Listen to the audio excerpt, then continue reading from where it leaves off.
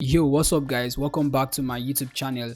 It's the FPL Pundit here, and in today's video we're going to be doing the watch list for Game Week 5. If you know how we do it on my channel, I make a list of players you should transfer targets ahead of the coming game weeks. So this video is not just going to be useful for you only for this game week. It's going to be useful even from game week 6, 7, 8 down to game week 10 and even beyond. The way I make my watch list, I make a list of players you should add to your transfer target over a long period of time. So if you don't transfer these players this week, you can still transfer them in the coming game weeks. So now, if you're new to my channel, please make sure you hit that subscribe button, as a lot of you who are watching my videos aren't yet subscribed to my channel, and it's going to go a long way if you just easily hit that subscribe button. It won't cost you anything, it is free of charge. So kindly hit the subscribe button, turn on the post notification icon so that anytime I post a new video, you're going to be aware. And I would like you to stick around with my channel, because I'm going to be posting a lot of FPL content here daily and every time to suit your FPL needs. So without further ado, let's jump straight into the video. Yeah, so welcome back guys, and the first player we're going to be looking on this list is Bamford. So in this game week, we'll see that I've actually the list I have for this week isn't that much. I just have a list of 5 players that I'm putting on my watch list ahead of this game week. So because I believe by now a lot of managers will have gotten their team right up to an extent, and the only things that will need changes are just minimal changes every game week. So the first player I want us to look at is Bamford. So Bamford is a Leeds United player. He's owned by 13.2% of managers. He just cost at 7.9, so it's actually a good bargain for a striker, and is actually a very wonderful striker you can actually look to if you are the type that has sold Antonio out already and looking out for someone to replace with Antonio. But just anyhow, even if you still have Antonio, or just Bamford would be a very good watch player for you to watch out for. So far this season, he has just 1 goal, 1 assist, and has created just 1 big chance. He has a total of 11 shots and has an expected goal of 1.58 and an expected assist of 0.39. His point per match is just 4, which is quite low, but in the what makes this player so interesting is because of the coming game weeks. The fixture difficulty ranking ahead seems pretty nice. The next match they're going to be playing in game week 5 is against Newcastle, and the fixture difficulty ranking for that match is just at 2. So everywhere you see green, that kind of shows the match is quite easy for the team, and anywhere you see grey, it looks like it's in between. It could, that is, the match could go either ways. And then where you see red, or that pinky orange kind of red, it shows the match will be quite difficult for that team. So now looking at the fixtures for Leeds United. So the first fixture in game week 5, we're going to be seeing them play against Newcastle United, followed by West Ham United, then Watford, Southampton, Wolves, and Norwich respectively. So now looking at these fixtures, we see that there are a lot of greens here, and Bamford so far has scored just 1 goal this season. But if you are patient enough with him and you kind of watch him closely, you can actually bring him even in this game week or the following game week. But whichever time you choose to bring him in within this period is definitely going to be a good bargain for you. So moving on to the next player, we'll be looking at Demarai Grey. Demarai Grey is an Everton player, and he's been wonderful so far this season. This is a player we've seen who have struggled in the Premier League a lot of times in the previous season, but under this new coach Raul Jimenez, he seems to be playing a very crucial role with the team. So now another interesting thing about Demarai Grey is the price at which you can get him for. Is just 5.7 million, and that is definitely a bargain for a player who has already 3 goals this season in just 4 matches. He has 0 assists, 0 chances created, a total shots of 8, and expected goal of 0.91, expected assist of 0.31, and point per match of 6.5. So at this price point, even if this player doesn't actually give you any points in the game week, you won't really necessarily be mad at him, because after all, he's just priced at just less than 6 million.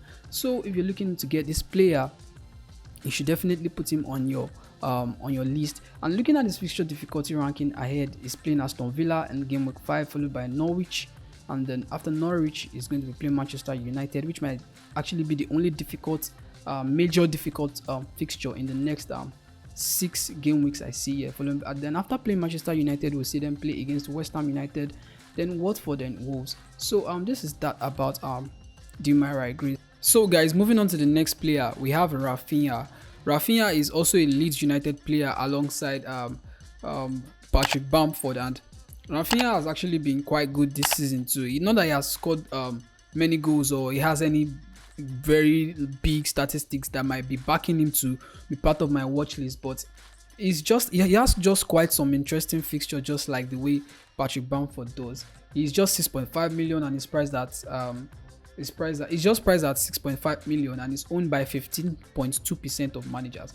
So we see that somewhat a substantial amount of managers have this particular player, and I think it's going to be beneficial in the long run as well. Looking at the fixtures ahead, he has just 1 goal so far this season, no assist, just one chance created, a total shots of 11, and an expected goal of 0.82, an expected assist of 0.51, and his point per match is just 3, which is quite low.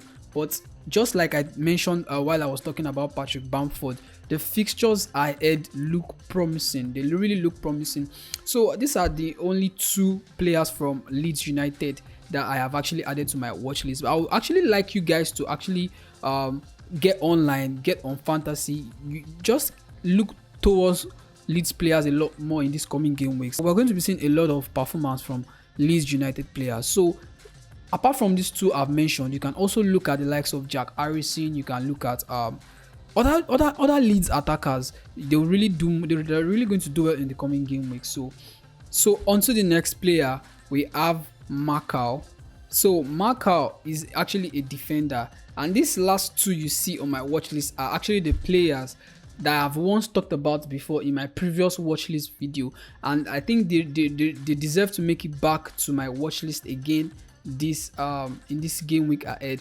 There's a reason why someone is missing here, which is Traore. I've always talked about Traore in all other previous watchlist videos I've talked about, but there's a reason why I'm not talking about Traore here right now, because I have Traore is currently in my team, so I don't want to talk about any player I currently have in my team. So all the players I talk about here right now are not in my team at all. So if you look at Marcal, in the previous video I talked about Marcal and I said it was actually a very good bargain for managers to get him, considering the fact that I was playing in a wing back position, and he's going to be getting more of those more of those attacking runs, crosses and all those, and we see that kind of paid off in the last game week match where he was able to have 2 FPL assists, no goal, 2 clean sheets so far, a total of 3 shots so far in the last 4 games. His expected goal is 0.4, his expected assist is 0.06, and his point per match is 4.5, which compared to the likes of Jimenez and some other players, it is actually not bad. It's actually quite okay.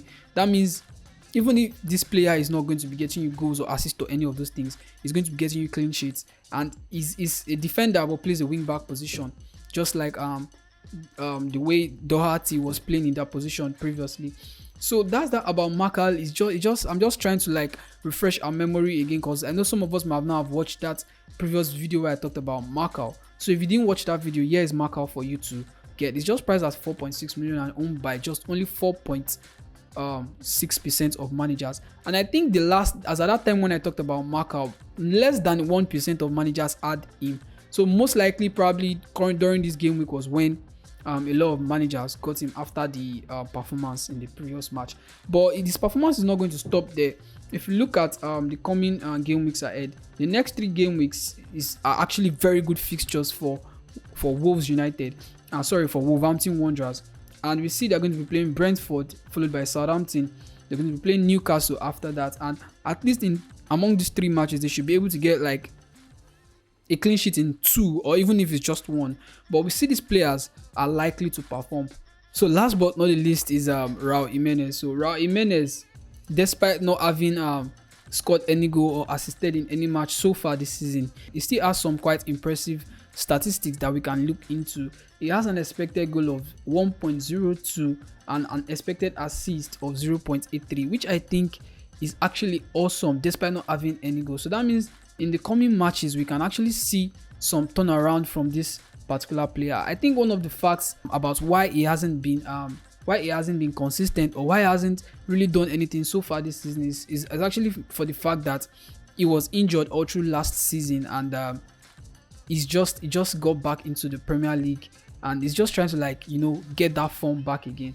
But so far, with 8 shots, owned by just 4.2% of managers, and priced at 7.4 million, I think Raul Jimenez is a player you should actually look into. And quite alright, I think I have this player in my squad already. I already have Raul Jimenez. It's just that I would have to be patient with him, and you too, if you're going to be getting him, you just have to be patient with Wolves players, especially if you're looking to get points from them.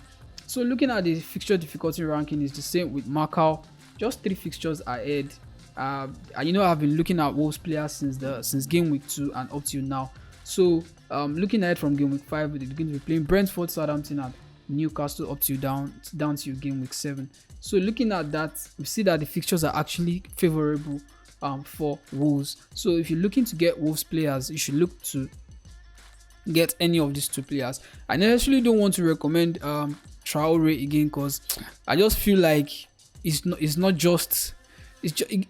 makes good runs. He's a good performing player, but it doesn't get those results. And in Fantasy Premier League, we are not concerned about how you perform. Your performance to us is measured by the goals, assists, or clean sheets you are able to give as managers.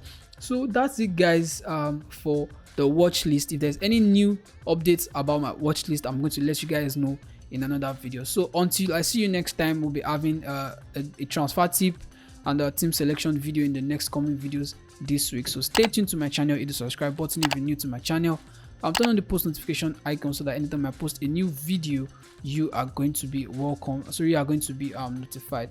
So that's it, guys, for now. Until I see you next time, guys. Peace.